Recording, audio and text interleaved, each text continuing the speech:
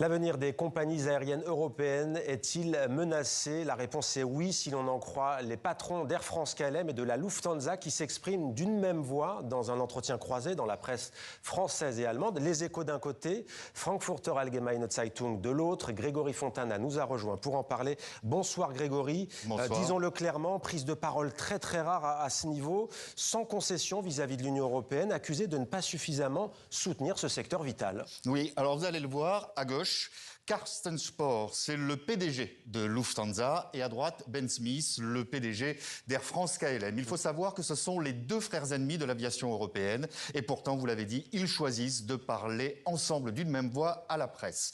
Alors, pour bien comprendre de quoi on parle, deux chiffres résument à eux seuls l'importance de ce secteur en Europe. Le transport aérien, c'est 12 millions d'emplois directs et indirects, 9 milliards d'euros de chiffre d'affaires annuel, un secteur qui est donc un véritable poids lourd en termes de développement et de croissance et qui, on s'en souvient, a été durement impacté par la crise du Covid. Et les deux hommes, Grégory, dénoncent à l'unisson des réglementations européennes trop contraignantes à leurs yeux que ne subissent pas leurs concurrents. Oui, parce qu'il faut savoir qu'aujourd'hui, les compagnies européennes ont l'obligation d'utiliser 2% de carburant renouvelable sur tous leurs vols long courrier. Ce sera 6% en 2030, 70% en 2050. Alors si ces carburants peuvent produire jusqu'à 80% de CO2 en moins, ils peuvent coûter jusqu'à 6 fois plus cher. Et ça, c'est une contrainte à laquelle les compagnies non européennes ne sont pas soumises. Et ce sont les compagnies du Golfe qui sont plus particulièrement pointées du doigt. Oui, et plus particulièrement Emirates et Qatar Airways qui ont vu ces 20 dernières années leurs offres multipliées respectivement par 4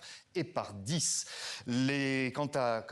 Pendant ce temps, Air France et Lufthansa n'ont progressé en moyenne que de 15%. Les deux compagnies remettent notamment en question l'accord de ciel ouvert avec le Qatar qui est entré en vigueur il y a 4 ans. Il permet un accès complet au marché européen.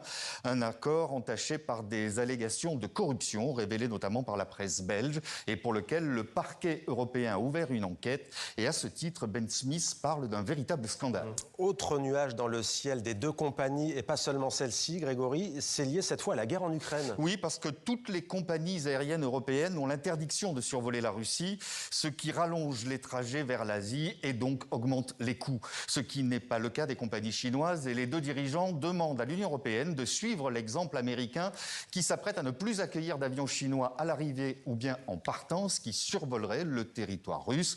Autant de concurrence jugée déloyale, sachant qu'en plus, les compagnies non européennes assure déjà plus de 50% du trafic long courrier en Europe. Merci beaucoup Grégory pour ce point très complet sur ce sujet dont on sera amené à parler évidemment